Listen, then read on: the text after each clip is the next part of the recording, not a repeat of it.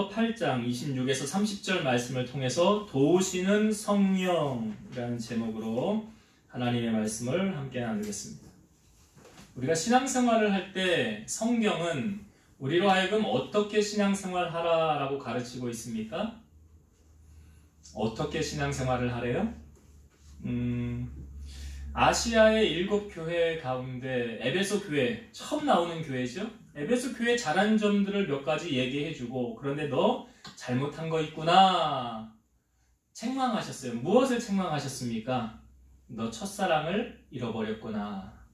그러니 어디서 떨어졌는지를 생각하고 뭐 하래요? 회개하여. 그 다음에 처음 행위를 가지라. 그러니까 우리가 신앙생활 하다가 그 있잖아요. 오래된 연인들 생각하면 돼. 그 뭐 연애가 1년 6개월 동안은 뭐 이렇게 전기 스파크가 막 일어난다면서 우리 몸에 그런 호르몬이 나온다고 그러잖아요.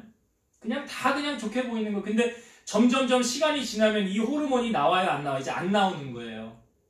예. 그러면 이제 좀 대면대면, 나중에 이제 자꾸 이제 대면대면해지고 이러다 보면 오래되면 이제 사랑이 식어지는 거예요. 그 오래된 연인들처럼 신앙생활도 그럴 수 있다는 거예요, 없다는 거예요? 에베소 교회를 향하여 그 말씀하신 거예요. 식을 수 있다는 거예요. 그러니까 성경은 우리가 신앙생활할 때 어떻게 신앙생활하라고 가르치냐면 열심을 품고 주를 섬겨라. 열심을 품고 주를 섬겨라. 그러니까 이 첫사랑 잃어버리지 말라는 거예요. 첫사랑. 사랑해 보셨잖아요. 연애를 해 보셨잖아요. 연애 안 해 보셨어요? 연애 안 해 보셨으면 내가 말을 안 할게. 여기 학생들 없으니까. 연애 해 보신 분들은 다 알잖아요. 눈에서 그냥 불꽃 팍 켜가지고 말이야. 그렇게 뜨겁게 사랑했던. 그렇게 신앙생활, 주님을 사랑해야 된다. 내가 지금 신앙생활 잘하고 있는지 잘못하고 있는지 점검할 수 있는 게 있어요. 그러니까 성령 충만한 상태에는 두 가지 열망을 우리의 삶에 자꾸 하게 되거든요. 그러니까 내가 지금 주님 뜨겁게 사랑하고 있는가, 그렇지 않은가, 내 영적 상태를 알 수 있는 두 가지가 있어요. 첫 번째가 뭐냐면, 여러분 하나님, 우리가 신앙생활과 하나님 알아가는 거잖아요. 하나님은 요한복음 1장 1절에 이렇게 소개하고 있죠. 태초에 말씀이 계시니라. 이 말씀이 하나님과 함께 계셨으니 말씀은 곧 뭐래요? 하나님. 그리고 말씀이 하나님이라는 걸 알아요. 그러면 내가 하나님을 가까이 하는지 그렇지 않은지 무엇으로 알 수 있느냐? 하나님의 말씀. 성경의 말씀을 하나님을 가까이 하게 되면 어떻게 자꾸 읽게 된다는 거죠. 그리고 그 읽은 말씀이 믿어진다는 거죠. 그러니까 우리의 삶을 통하여 나는 지금 성경 말씀이 어떻게 내게 다가오고 있는가, 여러분들 한번 자신을 보세요. 시편 기자는 주의 말씀의 맛이 어찌 그리 단지요 내 입의 꿀보다 더 다니이다. 하나님의 말씀이 꿀보다 더 달다는 것이 느껴집니까? 우리가 오전에 에스겔에서 말씀을 나누었는데 하나님께서 에스겔을 부르시고 앞부분에 3장인가 이렇게 표현되어져 있어요. 너는 이 두루마리를 먹고 가서 이스라엘 족속에게 말하라. 내가 입을 벌리니까, 에스겔이 입을 벌리니까 하나님께서 내게 그 두루마기를 먹이셨어요. 이렇게 말씀하셨어요. 인자야, 내가 너에게 주는 이 두루마리를 내 배에 넣으며 내 창자에 채우라. 내가 입을 벌리니까 하나님 먹이시는 거예요. 그럼 이 두루마기가 뭘 말하는 거예요? 말씀이잖아요. 그러니까 내가 먹으니 그것이 내 입에서 달기가 꿀 같더라. 에스겔도 체험한 거 아닙니까? 하나님의 말씀이 어떻게 내게 다가오느냐, 쓴 약처럼 다가오는 게 아니라고요. 아주 너무 단 거예요. 그러니까 우리가 이런 체험들, 여러분 성령 충만해서 이런 체험들을 해보셨을 거예요. 예배를 딱 시작했어요. 근데 시간이 한 5분 지난 것 같은데 설교가 끝나고 예배가 끝났어요. 아니, 어떤 재밌는 영화를 이렇게 몰입해서 보면 보통 영화가 1시간 40분, 50분, 긴 건 2시간도 넘잖아요. 근데 재밌는 영화는 처음에 딱 시작했을 때 딱 끝나면 느낌이, 재밌는 영화 봤을 때 뭐야? 이거 벌써 시간이 2시간이나 지났네. 그 재밌는 영화 몰입해서 볼 때. 마찬가지로 우리가 하나님의 말씀을 들을 때, 하나님 말씀 들을 때 이거 벌써 끝나? 이게 뭐라고 다가오고, 내 입에 하나님의 말씀의 맛이 어찌 그리 단지요 내 입에 꿀보다 더 답니다. 이 표현이에요. 이게 그렇게 느껴지는 거예요.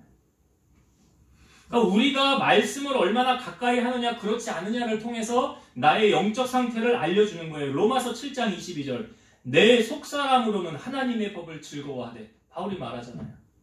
하나님의 법을 즐거워한대잖아요. 영적으로 사모함이 있는 거예요. 그러니까 성경을 읽는 것이 설교를 듣는 것이 기쁘고 즐겁고 기다려진다. 이건 신앙생활 잘하고 있는 거예요. 내가 주님과의 나와의 관계가 지금 아주 뜨겁게 연애하고 있는 건 맞아요. 근데 왜 이렇게 따분해 설교, 왜 이렇게 지겨워, 왜 이렇게 긴 거야, 이러면 영적으로 지금 병들어 있는 거라고. 하나님과 나와의 관계가. 반면에 여러분 세상 사람들은 어떻습니까? 말씀 없어도 잘 살아요. 그러니까 우리가 세상 사람들하고 다른 게 무엇입니까? 하나님 상관없이 살 수 있는 사람들, 영적으로 무지한 사람들 아닙니까? 세상 사람들. 근데 우리는요, 하나님의 말씀 없이는. 그러니까 그 출애굽기에서 출애굽한 이스라엘 백성들이 굶어 죽은 사람 없었죠. 근데 만나를 하나님이 어떻게 주셨습니까? 만나를 주신 원리. 자, 월요일부터 금요일까지는 하루치가 내렸어요. 그렇죠? 네. 그래서 그 만나를 하루 먹고 놔버려 두면 다음날 어떻게 돼요? 거기 벌레 생기고 냄새나고 그랬어요. 그러니까 그날 준 만나는 그날 다 소비하라고 그랬어요. 그렇게 5일 동안 만나를 하루치씩 주고 6일째는 만나를 이틀치를 줘요. 왜 이틀치를 주십니까? 주일날은 7일째는 뭐 하라고? 안식하라고. 그런데 어리석게도, 그러니까 월요일부터 금요일까지의 원리를 보면 6일째 이틀을 주면 6일 지나서 다음날 보면 벌레 생겨서 못 먹어야 되잖아요. 근데 괜찮았지요. 그런데 어리석게도 7일째도 만나를 주러 밖에 나온 사람이 있었어요? 없었어요? 있었잖아. 성경에 보니까. 있었잖아요. 그러니까 그 만나를 주시는 원리와 똑같이 우리가 하나님의 말씀을 먹지 않고 살 수 있다? 못 사는 거예요. 하나님의 자녀는 하나님의 말씀을 먹고 살아야 되는 거예요. 또 에스겔에게도 말씀을 줘서 먹이고 꿀송이처럼 달게 느껴지고. 그러니까 내가 지금 신앙생활 잘하고 있는지 잘못하고 있는지 점검할 수 있는 게 하나님의 말씀이 이게 첫 번째 기준이고 척도예요. 두 번째 내 신앙을 점검할 수 있는 게 하나님과의 대화예요. 하나님과의 대화. 여러분 행복한 가정을 보면 그 가정에 소통이, 대화가 잘 됩니까? 안 됩니까? 잘 되죠? 화목한 가정들 보세요. 대화가 넘쳐요.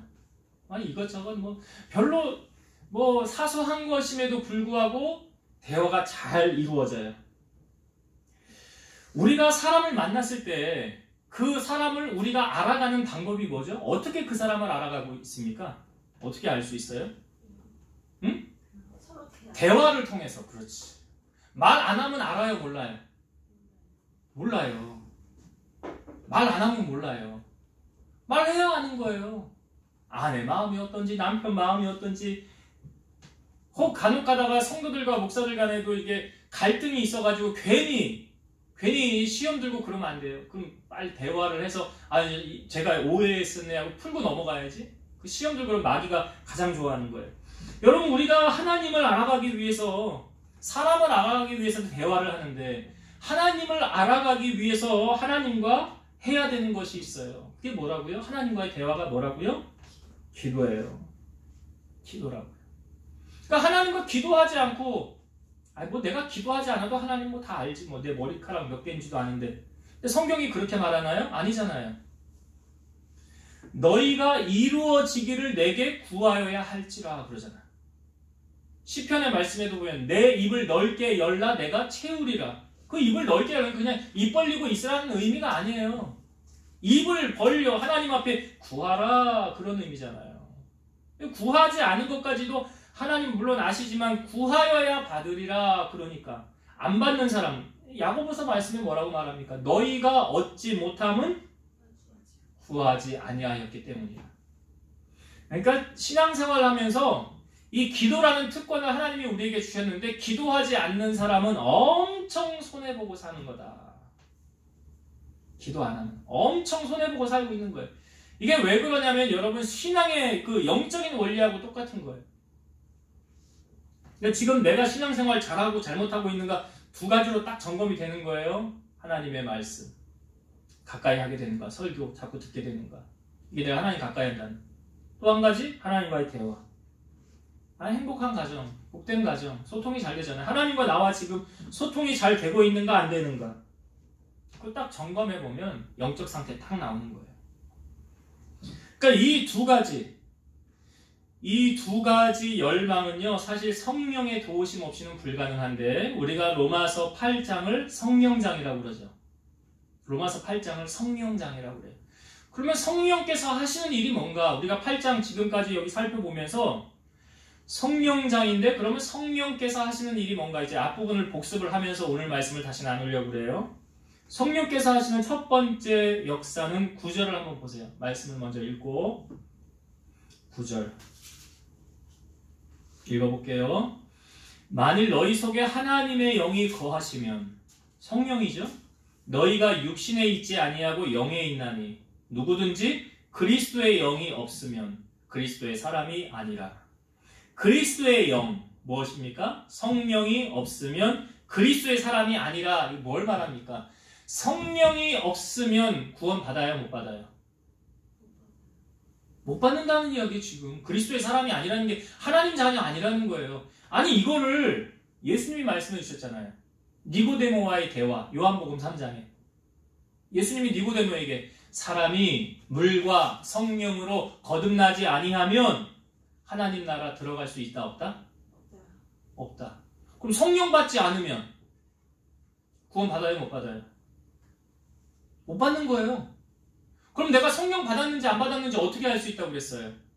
이거 잊어버리면 안 되지. 예수님이 나의 주인이십니다 라고 고백하는 사람은 성령 받은 거예요, 안 받은 거예요? 받은 거라고. 성령 안 받은 사람, 세상 사람들에게 그거 고백하라고 해보세요. 해나? 못합니다. 왜 못하는 줄 아세요? 성령이 도와주지 않으면 할 수 없는 거예요. 성령이 내주하셔야 예수님 나의 주인이십니다 라고 말할 수 있는 거예요. 그러니까 여러분, 구원은 성부 하나님의 부르심, 태초부터 선택하심, 성자 예수님의 죽으심, 죄사함, 속죄함. 우리 다 태어날 때 죄 가지고 태어났는데 이 죄 가만히 가지고 있으면 이 죄 때문에 어디 가는 거예요? 지옥 가는 거예요. 그런데 우리 죄 사해주기 위해 이 땅에 오신 분이 누구라고요? 예수님. 그래서 예수님이 영접하는 순간 어떻게 되는 거예요? 우리의 죄가 사함받은 거예요. 그래서 죄 사함받아서 사망에서 생명으로 옮겨지는 거잖아요. 그래서 다른 이로서는 구원 얻을 수 있어요, 없어요? 없다고요. 왜? 죄를 못 씻어주는데, 죄를 못 속해주는데, 예수님만이 죄를 사해 주실 수 있다고요. 그러니까 성부 하나님의 부르심, 하나님이 창세전에 우리를 부르시고, 성자 예수님의 죽으심, 대속, 예수님의 피로 말미암아 우리가 속량함을 받았느니라 그러잖아. 죄사함 받았느니라. 예수님. 그 다음에 성령님으로 말미암아 오늘 9절에 보증해 주시는 거예요. 너 구원받은 하나님의 자녀야 라고 보증하시는 분이 누구라고요? 성령님이라고요. 그 성부, 성자, 성령, 이게 하는 역할이 다르지만 삼위일체잖아요. 삼위일체. 그 성령님으로 말미암아 우리가 구원받았다라는 걸 알려주는 거예요. 성령의 역사. 이게 첫 번째 구원. 제일 중요한 거 아니에요? 교회 다니면서 구원 받았는지 안 받았는지도 모르고 다니면 안 되잖아. 난 구원받은 하나님 자녀야. 이게 성령이 임할 때 나타나는, 성령이 보증하는 하나님의 사건. 첫 번째. 그 다음에 두 번째 15절을 보시기 바랍니다. 15절. 너희는 다시 무서워하는 종의 영을 받지 아니하고 양자의 영을 받았으므로 우리가 아바, 아버지라고 부르짖느니라.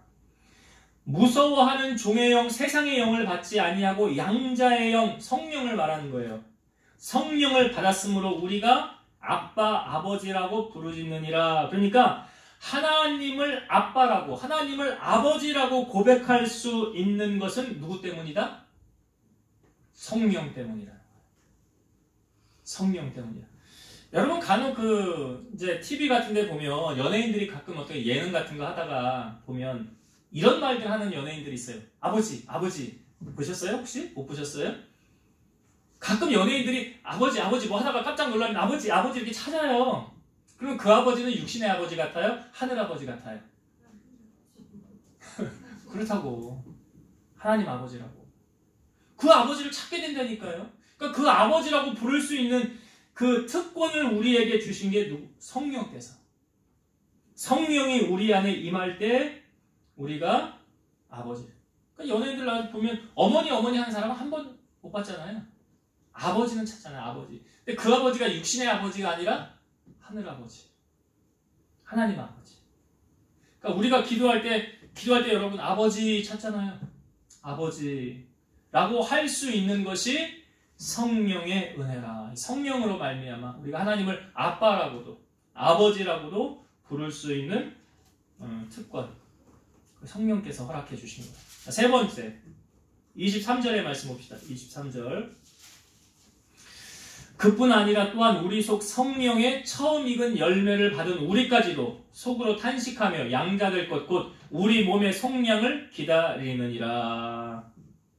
여기 성령의 처음 익은 열매를 받은 우리 탄식하면서 양자될 것 곧 우리 몸의 속량을 기다리느니라. 이거 우리가 저번 주에 말씀을 나누었을 때 우리 몸의 속량은 언제 이루어진다고 했습니까?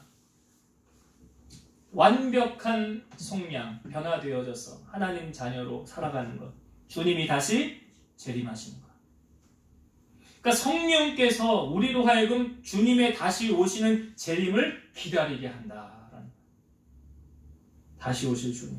그러니까 우리는 사도행전 1장에 예수님께서 하늘로 승천하신 거 봤어요. 분명히. 그렇죠?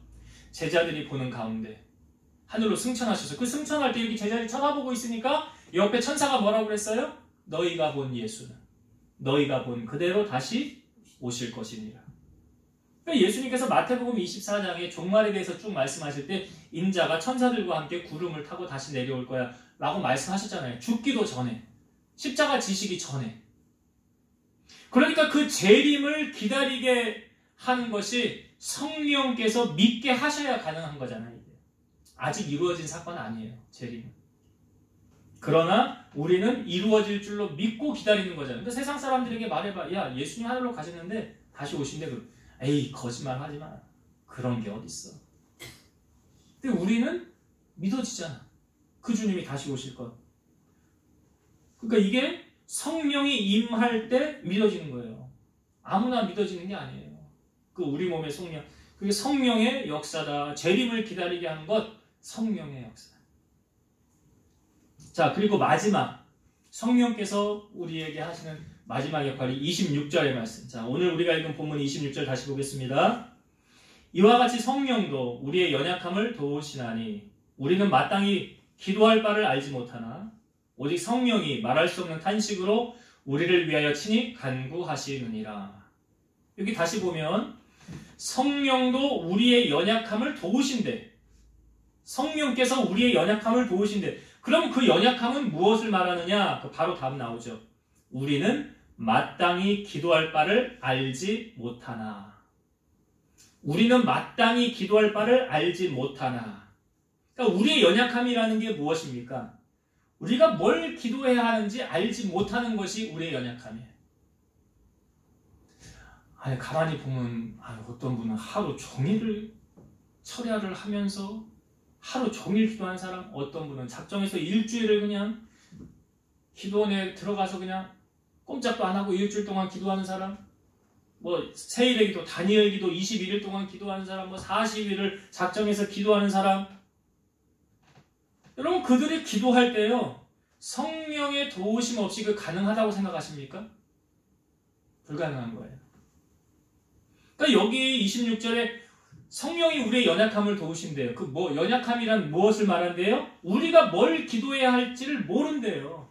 우리가 뭘 기도해야 할지를 모르는데, 그리고 성령이 임하시면 말하고 있잖아요. 성령이 말할 수 없는 탄식으로 우리를 왜 친히 간구하시니라. 내가 뭘 기도해야 할지 모르는데 성령께서 나를 도우시면 나로 하여금 기도할 것을 알려주신다는 거예요. 내가 기도할 것을 알려주신다는 거예요. 아니, 여러분 이런 경험들 있잖아요. 기도 쭉 했는데 뭐 할 수 있는 기도 다 했어. 시계 딱 보니까 아이고 10분 지났네. 기도 다 했어. 나라와 민족을 위해서, 가족을 위해서, 교회를 위해서, 성도들 가정을 위해서 이름 불러가며 다 했어. 아이고 15분 지났네. 이게 육으로 하려니까 잘 안 되는 거 힘든 거예요. 그래서 우리의 연약함을 누가 도와주신대? 성령께서 도와주신대잖아요. 자, 27절을 봅시다. 27절. 마음을 살피시는 이가 성령의 생각을 아시나니 이는 성령이 하나님의 뜻대로 성도를 위하여 간구하심이니라. 여기 잘 보세요. 27절 앞부분에 마음을 살피시는 이 누굽니까? 마음을 살피시는 이 누구죠? 마음을 살피시는 이가 성령의 생각을 안대요. 네, 그리고 성령이 하나님의 뜻대로 성도를 위해 간구한대요. 그러니까 마음을 살피시는 이는 성령은 아니지요. 네, 마음을 살피시는 이가 성령의 생각을 아신다. 자, 예레미야 17장 9절에서 10절 읽어볼게요. 만물보다 거짓되고 심히 부패한 것은 마음이라 누가 능히 이를 알리오마는 나 여호와는 심장을 살피며 폐부를 시험하고 각각 그의 행위와 그의 행실대로 보응하나니. 누가 마음을 안대요? 나 여호와.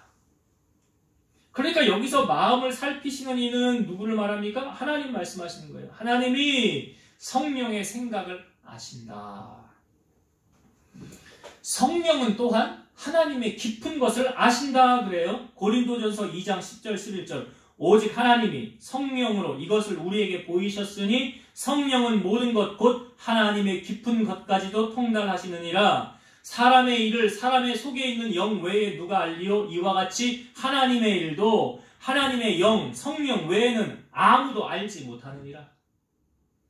하나님의 깊은 생각을 누가 아신다? 성령께서. 그러니까 여기 27절 말씀 중간에 보면 성령이 하나님의 뜻대로 그러잖아요. 하나님의 뜻을 누가 알아요? 성령이 알아요. 그러니까 성령께서 하나님의 뜻을 아는데 우리가 기도할 때 잘 모를 때 성령께서 깨우쳐 주는 거예요. 깨우쳐 주는 거예요. 너 이거 기도해라. 감동을 주시는 거예요. 너 이거 기도. 그래서 여러분 기도를 하다 보면 성령께서 그 기도 인도함을 받으며 우리가 기도를 하잖아요. 그러면 어떤 데는 아주 누가 생각나게 해서 그 사람을 위해서 자꾸 기도를 시켜. 성령이. 자꾸 기도를 시킨다고요. 누가? 성령께서. 저 사람 위해서 지금 빨리 너 기도해야 돼. 빨리 기도. 아니, 그런 경우들 많아요. 어떨 때 보면 어느 글에 보면 어떤 아내가 남편이 갑자기 생각나서 남편을 막 기도했더니 그때 사고로부터 당할 뻔한 위기가 있었는데 사고를 벗어나게 됐다. 여러 간증들이 많아요. 어떤 중요한 미팅에 약속이 있었다. 그 시간에 하나님이 도왔다. 그거 뭐예요? 기도하게 하는 성령께서 기도하게 하시는 거예요. 저는 제가 설교를 준비할 때 성령의 도우심을 구합니다. 특별히 주의를 하는 사람들은 하나님의 감동 받지 않고 이 사역 저는 절대 못한다고 봐요. 할 수가 없어요. 사람의 말을 하는 거면 모를까. 하나님의 말씀을 전하는데 하나님의 감동 없이 하나님 말씀 증거할 수 있습니까? 못 전하죠. 우리가 하나님의 뜻을 알아야 하나님의 마음을 전할 수 있는 거예요. 그 하나님의 말씀을 전하는 게 뭐예요? 말씀이잖아. 설교잖아요. 사람의 뜻과 생각이 아니잖아요. 그러니까 하나님의 뜻을 알아야 또 하나님의 마음으로 우리가 간구할 수 있는 거예요. 그러니까 성령께서 하나님의 깊은 것을 알고 우리로 하여금 감동 주어서 우리로 하여금 기도하게 하실 때 기도하는 거예요. 그 문제 가지고. 우리가 은혜 받았다라는 것은 하나님의 말씀을 깨달았다라는 표현이고, 감동 감화 받았다라는 것은 이제 말씀을 듣고 새롭게 내가 결심하였다라고 말할 때 이렇게 표현하는 거예요. 그러니까 성령께서 도우시는 은혜로 말미암아 우리가 기도할 수 있다. 성령의 도우심이 있어야 된다. 기도에는. 그걸 말씀하고 있고요. 하나님께서 우리를 부르심은 합력하여 선을 이루기를 원하신다는 거예요. 28절 한번 봅시다. 28절. 여기에 보면 28절 속에 이게 하나님의 역사하신 은혜가 여기에 숨어 있거든요. 28절 우리가 알거니와 하나님을 사랑하는 자 곧 그의 뜻대로 부르심을 입은 자들에게는 모든 것이 합력하여 선을 이루느니라. 여기 잘 보시면 하나님을 사랑하는 자 곧 그의 뜻대로 하나님의 뜻대로 부르심을 입은 자들 하나님의 뜻대로 부르심을 입은 자들은 누굴 말합니까? 구원받은 하나님의 백성들. 에베소서 1장 4절 곧 창세전에 그리스도 안에서 우리를 택하사 우리로 사랑 안에서 그 앞에 거룩하고 흠이 없게 하시려고 그 기쁘신 뜻대로 우리를 예정하사 예수 그리스도로 말미암아 자기의 아들들이 되게 하셨으니 창세전에 우리를 선택하셨더라. 이게 하나님이 우리를 부르신 거예요. 그것을 하나님의 뜻대로 예정하셔서 예수 그리스도로 말미암아 자기의 아들들 하나님의 아들들이 되게 하셨더라.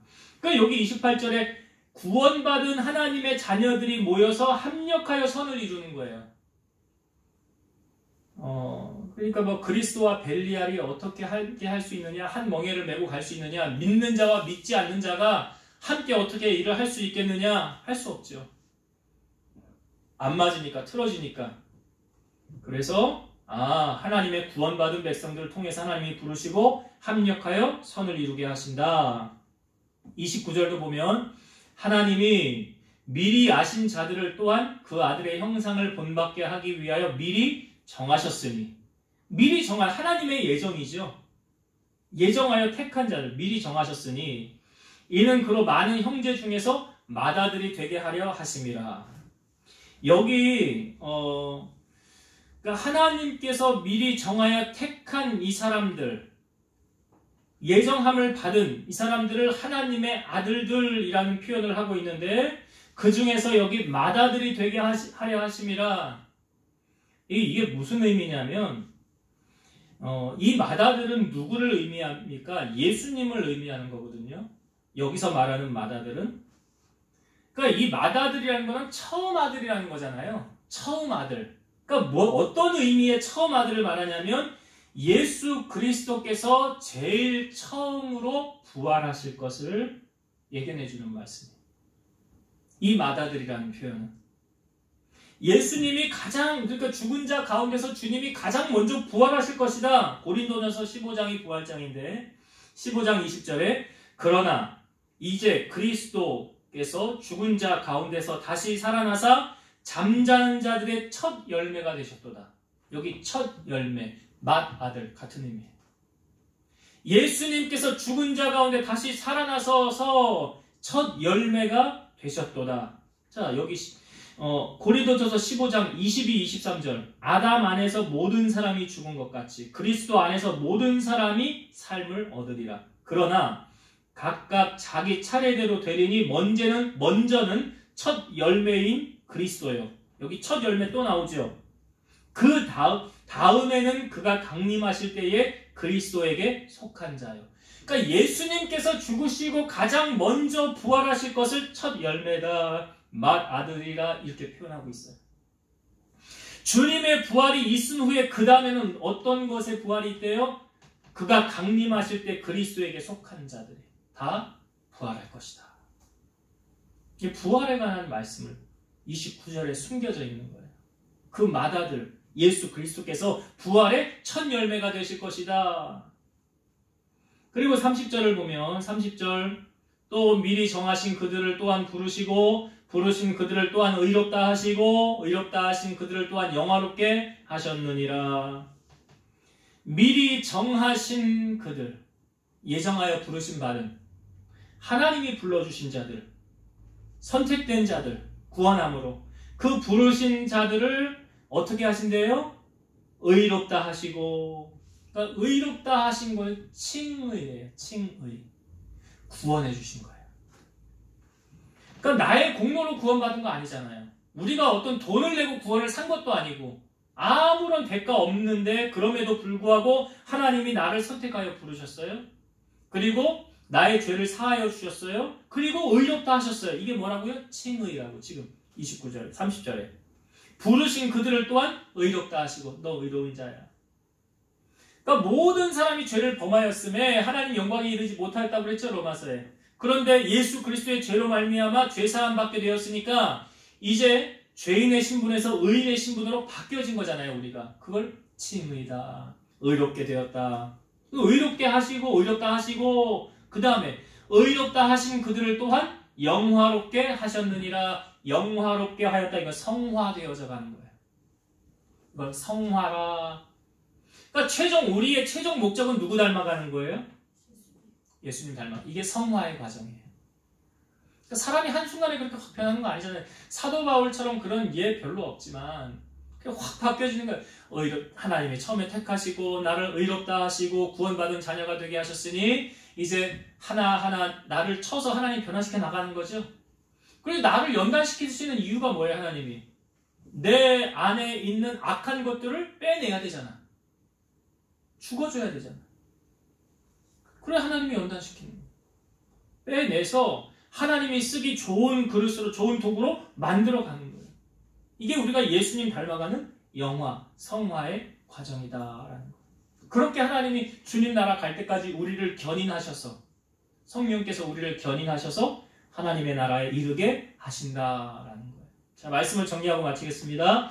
우리가 성령이 하시는 역사 앞부분 로마서 8장을 통하여 쭉 나누었어요. 구원도 성령이 도와주셔야 되죠. 우리가 하나님을 아빠, 아버지라 부를 수 있는 것도 성령이 하시는 거죠. 예수님의 재림을 다시 오시는 것 기다리게 하시는 것도, 믿게 되어지는 것도 성령이 하시는 거죠. 또 우리가 기도할 때 우리가 연약함 때문에 뭘 구해야 될지 알지 못하는데 성령께서 하나님의 깊은 것을 아시죠? 깊은 것 통달한다고 그랬잖아요. 그래서 우리로 하여금 우리가 기도할 때, 그래서 여러분 기도 제목에 꼭 빼놓지 않고 기도해야 되는 게 뭐예요? 성령의 충만함을 구하셔야 돼요. 성령의 충만함을 구해야 돼요. 성령은 우리 안에 소멸되기도 한다. 그래서 성령을 소멸치 말고 라는 말씀이 있잖아요. 데살로니가 전서에 예언을 멸시치 말고 성령을 소멸치 말고. 성령이 소멸할 수 있다니까요. 자꾸 죄 가운데 거하고. 아니 그 소돔 땅에 사는 롯 있잖아요. 그 성경에 그 의로운 롯이라는 표현을 하지 않습니까? 의로운 롯이 그 소돔성에 거하여서 그 악한 것을 보고 들음으로 의로운 심령이 상하였더라 그러잖아요. 그러니까 우리가 항상 성령의 충만함을 구해야 되는 거예요. 그래야 기도를 할 때도 하나님의 뜻대로 기도할 수 있어요. 성령의 도우심을 얻어야 기도도 깊이 할 수 있는 거예요. 얕은 물에서 헤엄치는 그런 수영하고 다른 깊은 물에서 수영할 수 있는 거예요. 성령의 도우심 구해야 된다. 받아야 된다. 그래서 성령 충만해서 하나님의 뜻대로 우리가 기도하는데 힘써야 한다라는 것이고, 하나님께서 우리를 선택하여 부르시고 의롭다 하시고 영화롭게 주님 나라 갈 때까지 우리를 이끌어 가십니다. 그러니까 성령의 도우심 없이는 살 수 없다라는 것을 말씀드리고, 항상 성령의 충만함을 힘쓰시고 기도로 깨어서 하나님께 영광 돌리는 우리 성도님 되시기 바랍니다. 기도하시겠습니다. 살아계신 하나님 감사합니다. 성령 받지 아니하면 우리는 예수님을 그리스도라 고백할 수도 없고 구원 받을 수도 없습니다. 그래서 이 말세에 우리 성도들이 성령 충만함을 더욱 힘쓰게 하셔서 하나님의 뜻대로 깊은 기도로 성령의 교제로 기도할 수 있는 저희를 되게 하시고, 주님 나라 갈 때까지 성령님 우리 안에 함께 하셔서 우리를 견인하셔서 하나님의 그 영화로운 그 나라에 이르기까지 마지막 순간까지도 주님 떠나지 아니하고 끝까지 주님 잘 섬기는 우리 성도들이 다 되게 하여 주옵소서. 이제는 우리를 모든 죄악 가운데서 구속하신 예수 그리스도의 은혜와 하나님의 사랑하심과 성령님의 내주, 교통, 인도, 역사 충만케 하심이 사랑하는 성도들 머리 위에, 저들의 가정과 이 재단과 나라와 민족 위에 이제로부터 영원토록 함께 있을지어다. 아멘.